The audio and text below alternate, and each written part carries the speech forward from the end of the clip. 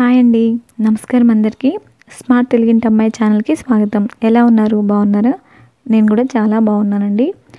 ఈరోజు రెసిపీ వచ్చేసి టమాటా రసం ఏ విధంగా తయారు చేయాలో చూపిస్తున్నానండి. అంతకన్నా ముందుగా పండు టమాటాలు తీసుకుంటే టమాటా రసం చాలా టేస్టీగా ఉంటుందండి. ఇప్పుడు టమాటా రసం తయారు చేసే విధానాన్ని చూసేద్దాం. ముందుగా టమాటాను పీసెస్‌గా కట్ చేసుకొని ఇలా మిక్సీ గిన్నెలో వేసుకొని అలాగే కొంచెం చింతపండుని యాడ్ చేసుకోవాలండి. టేస్ట్ చాలా బాగుంటుంది.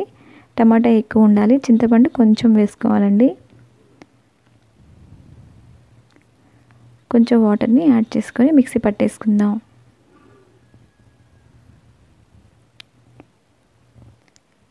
ఈ విధంగా పేస్ట్ లాగా చేసుకోవాలి. ఇప్పుడు మరో గిన్నెలోకి తీసుకుందాం.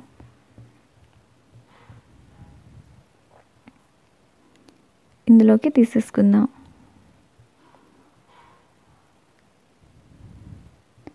చింతపండుది ఏదన్నా కనిపిస్తే కనుక తీసేసుకోవాలండి. తీసేసాను. ఇప్పుడు అందులో వాటర్ని యాడ్ చేస్తున్నాను. చూడండి ఎంత బాగా పేస్ట్ లాగా అయిపోయింది. 2 గ్లాస్ వాటర్ని యాడ్ చేశాను. అలాగే పులుపు చూసుకొని ఇంకొంచెం వాటర్ని యాడ్ చేసుకోవచ్చు. ఇంకొంచెం వాటర్ని యాడ్ చేస్తున్నానండి. ఇదిగోండి. ఇప్పుడు ఇందులో పచ్చిమిర్చి ఆనియన్స్ని వేస్తున్నాను. కప్పు ఆనియన్ వేసాను. 3 పచ్చిమిర్చిని కట్ చేసి వేసానండి. ఒకసారి కలుపుకుందాం.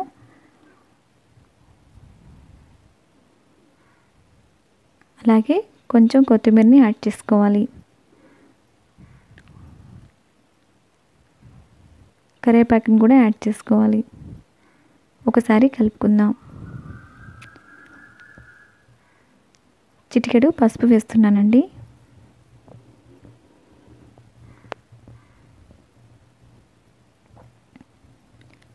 పచ్చిమిర్చి 3 యాడ్ చేసినందుకు 1/2 స్పూన్ మాత్రమే కారం వేస్తున్నాను.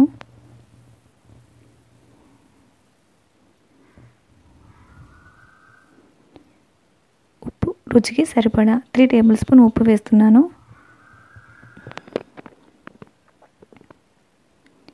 ఇవన్నీ కలిసేలాగా కలుపుకోవాలి. అల్లం పేస్ట్ 1/2 స్పూన్ వేసుకోవాలండి. ఎన్టీఆర్ రసం పొడి అండి, ఇది 1 స్పూన్ వేస్తున్నాను. చాలా టేస్టీగా ఉంటుంది రసం పొడి యాడ్ చేస్తే.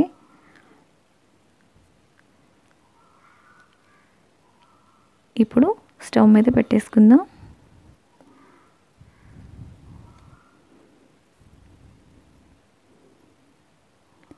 స్టవ్ వెలిగించి స్టవ్ మీద పెట్టేశానండి. ఫస్ట్ ఓ 10 మినిట్స్ వరకు హై ఫ్లేమ్లో పెట్టుకోవాలి.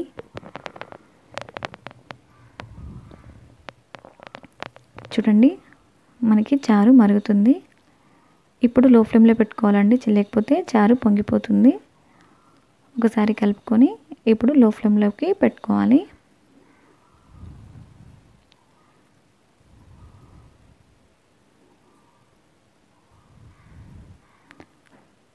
చూడండి ఇప్పుడు చారు మరుగుతుంది.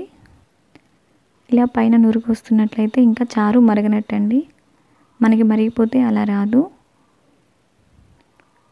చూడండి ఇంకొంచెం సేపు మరగాలి.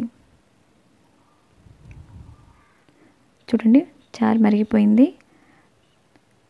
టమాటా రసం రెడీ అయింది. ఇప్పుడు మనం పోపు పెట్టేసుకుందాం. స్టవ్ ఆఫ్ చేసేసి దించేసుకోవాలి.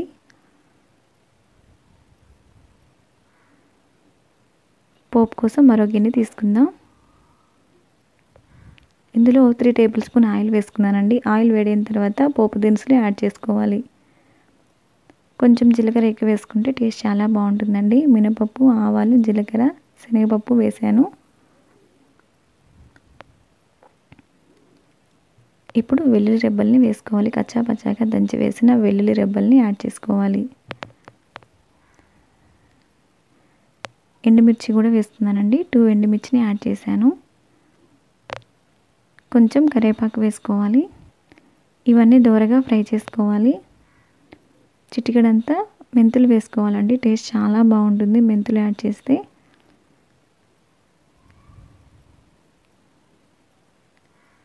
లో ఫ్లేమ్లో ఫ్రై చేసుకోవాలి.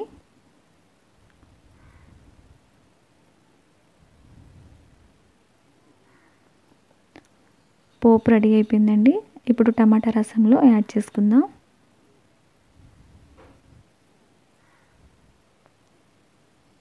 ఒకసారి కలుపుకుందాం.